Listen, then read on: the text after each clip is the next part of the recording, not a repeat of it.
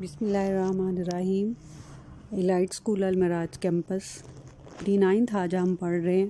Pakistan studies کے chapter number 1 سے دو قومی نظریہ۔ آپ کو پتہ ہے کہ دو قومی نظریہ 1947 سے پہلے کی یہ بات ہے کہ دو قومی نظریے کی بنیاد پر ہمارا پاکستان بنا، اور یہ دو قومی نظریے سے مراد یہ ہے کہ برصغیر اور پاک و ہند میں دو بڑی قومیں آباد تھیں، ہندو اور مسلمان۔ یہ دونوں قومیں صدیوں تک ایک دوسرے کے ساتھ رہیں، لیکن ان کا کلچر، ان کا مذہب، ان کا تشخص، ہر چیز ایک دوسرے سے علیحدہ تھی۔ اس لیے صدیوں تک اکٹھے ایک ہی ملک میں رہنے کے باوجود یہ دونوں قومیں اکٹھی نہ ہو سکیں اور نہ ہی آپس میں گل مل سکیں۔ تو یہی آج کا ہمارا ٹاپک ہے کہ اور پاکستان جو ہے وہ بھی دو قومی نظریے کی بنیاد پر قائم ہوا۔ دو قومی نظریے کا نصب العین یہ تھا کہ اسلام کے دو قومی تصور کی بنیاد پر ہندوستان، جس کو ہم سب کانٹیننٹ بر صغیر پاک و ہند، وہاں پہ یہ ایک علیحدہ سے آزاد ریاست قائم کریں، جس میں رہتے ہوئے وہ اپنی زندگیاں اجتماعی طور پر اور انفرادی طور پر اسلامی اصولوں کے مطابق گزار سکیں۔ دو قومی نظریہ محض ایک نظریہ نہیں تھا، بلکہ ہندوستان کے رہنے والوں کے لیے ایک علیحدہ تشخص کا باعث تھا۔ آپ دیکھ سکتے ہیں امیج میں بھی کہ ہندو مختلف بتوں کی پوجا کرتے ہیں، وہ ان کے کئی بھگوان ہیں، اور وہ انہی سے اب کسی بھی مسئلے کے لیے خدا ان سے مدد مانگتے ہیں، جبکہ ہم بطور مسلمان ایک خدا کی عبادت کرتے ہیں، اور 1,24,000 جتنے بھی پیغمبر اللہ تعالیٰ نے دنیا میں بھیجے وہ سب توحید کے قائل تھے اور وہ توحید کی تبلیغ کرتے تھے۔ اس لیے ہم مذہبی لحاظ سے بھی ہندوؤں کے ساتھ کبھی گھل مل نہ سکے، کیونکہ وہ بت پرستی کے قائل تھے۔ دو قومی نظریہ محض ایک نظریہ نہیں تھا، بلکہ ہندوستان کے رہنے والوں کے لیے ایک علیحدہ تشخص کا باعث تھا۔ آپ دیکھ سکتے ہیں امیج میں بھی کہ ہندو مختلف بتوں کی پوجا کرتے ہیں، وہ ان کے کئی بھگوان ہیں، اور وہ انہی سے اب کسی بھی مسئلے کے لیے خدا ان سے مدد مانگتے ہیں، جبکہ ہم بطور مسلمان ایک خدا کی عبادت کرتے ہیں، اور 1,24,000 جتنے بھی پیغمبر اللہ تعالیٰ نے دنیا میں بھیجے وہ سب توحید کے قائل تھے اور وہ توحید کی تبلیغ کرتے تھے۔ اس لیے ہم مذہبی لحاظ سے بھی ہندوؤں کے ساتھ کبھی گھل مل نہ سکے، کیونکہ وہ بت پرستی کے قائل تھے۔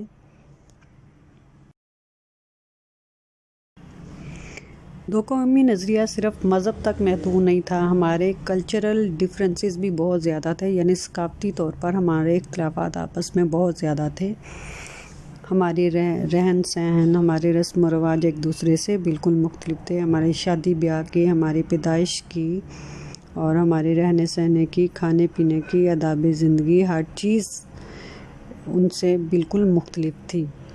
اور یہی بات دو قومی نظریے کا باعث بنی۔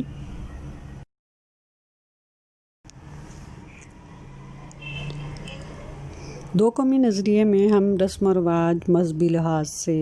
اور ہر طرح رسم و رواج سے بھی ہندوؤں سے بالکل مختلف تھے۔ ہم گائے کی قربانی کرتے تھے، جبکہ وہ گائے کو ایک ماتا کے طور پہ مانتے تھے۔ اس طرح مسلمان ایک خدا کی عبادت کرتے تھے، جبکہ ان کے بہت سے چھوٹے اور بڑے خدا تھے، اور وہ اس کو ہی اپنا خدا مانتے تھے۔ برصغیر میں دو قومی نظریے کی ابتدا مسلمانوں کی آمد اور محمد بن قاسم کی جو فتح سندھ ہے اس سے ہوئی ہے، جو 712 میں ہوئی، اور یہی محمد بن قاسم اور بہت سے تجارتی عرب تاجر جب تجارت کے لیے برصغیر آتے تھے تو وہ وہاں کے لوگوں کو، جو کہ بہت زیادہ تعداد میں اکثریت میں تھے اور وہ ہندو تھے، تو ان کے رہن سہن، ان کے حسن سلوک، رواداری اور انصاف نے مقامی لوگوں کو اس قدر متاثر کیا کہ وہ ان کو دیوتا سمجھنے لگ گئے۔ تبلیغ کرنے والوں نے ان لوگوں کو اسلام کی سیدھی اور سچی اور توحید کی راہ دکھائی، اور آہستہ آہستہ لوگ ہندوؤں سے خوشی دائرہ اسلام میں داخل ہو گئے۔ اس کے بعد غزنوی دور حکومت شروع ہوتا ہے جو 1003 سے 1206 تک محیط ہے۔ اس دور میں موجود پاکستانی علاقوں میں فارسی زبان نے رواج پکڑا اور اسلامی تہذیب کے نقوش گہرے ہوئے۔ 1206 میں قطب الدین ایبک نے سلطنت دہلی کی بنیاد رکھی جو ایک مسلم حکمران تھا۔ سلطنت دہلی کا دور حکومت 1526 تک رہا اور پھر خاندان غلامہ نے حکومت کی۔ 1526 میں ظہیر الدین بابر جو کہ ایک مسلمان حکمران تھا، اس نے مغلیہ سلطنت کی بنیاد رکھی۔ مغلیہ دور حکومت اصل میں تمام مسلمان جو تھے وہ مسلمان حکمران تھے۔ مغلیہ دور حکومت میں بابر، ہمایوں، اکبر، جہانگیر، شاہ جہاں، اورنگزیب مشہور حکمران تھے۔ آخری مغل بادشاہ حکمران بہادر شاہ ظفر کو انگریزوں نے 1857 کی جنگ آزادی میں شکست دینے کے بعد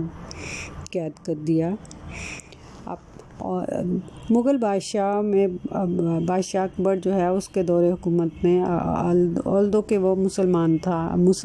تھا لیکن اس کے باوجود اس نے ہندوازم کو بہت زیادہ پروموٹ کیا۔ اس نے اپنا ایک علیحدہ سے دین الہی ایجاد کر لیا اور اس نے اپنے آپ کو خدا سمجھنا شروع کر دیا، اور اس نے کہا کہ اس نے لوگوں کو بھی کہا کہ وہ اس کو خدا سمجھیں، اور اس کے دور حکومت میں اسلام کا جو زور ہے وہ ٹوٹنا شروع ہو گیا۔ اس دور میں مجدد الافسانی اور بہت سے دوسرے علماء کرام، شاہ احمد دہلوی اور احمد شاہ ابدالی، یہ سب اولیاء کرام بر صغیر میں آئے اور تبلیغ اسلام شروع کی، اور یوں اولیاء کرام کی وجہ سے وہ جو دو قومی نظریہ وہ مسلمان اور ہندو کی علیحدہ سے تشخیص ہوئی۔ مجدد الافسانی نے خاص طور پر دو قومی نظریہ کی ابتدا کی، اور یہی دو قومی نظریہ بعد میں سر سید احمد خان نے اس کا پرچار کیا اور کہا کہ ہندوستان میں ہندو اور مسلمان دو قومیں آباد ہیں۔ 1857 کی جنگ آزادی کے بعد انگریزوں کے ہندوستان پر قبضے کے بعد جس شخصیت نے سب سے پہلے مسلمانوں کو علیحدہ قوم قرار دیا وہ سر سید احمد خان تھے، اور جب بنارس میں ہندو اردو تنازع شروع ہوا تو ان کو خاص طور پہ یہ احساس ہو گیا کہ ہندو کبھی مسلمانوں کے دوست نہیں ہو سکتے، اس لیے ان دونوں کے راستے الگ ہیں، اور اس لیے انہوں نے واضح اعلان کر دیا کہ مسلمان اور ہندو الگ الگ قومیں ہیں۔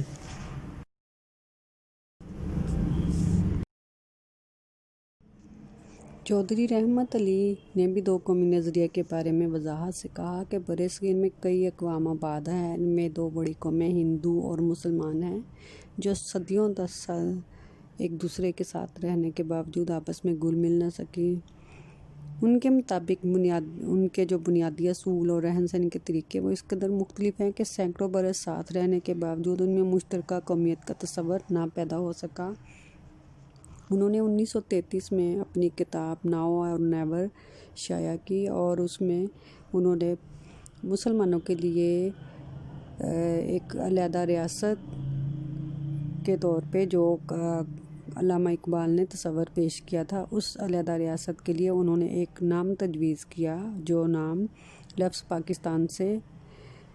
جانا جاتا ہے، اور بعد میں یہی نام مسلمانوں کے لیے علیحدہ ریاست کے لیے استعمال کیا گیا۔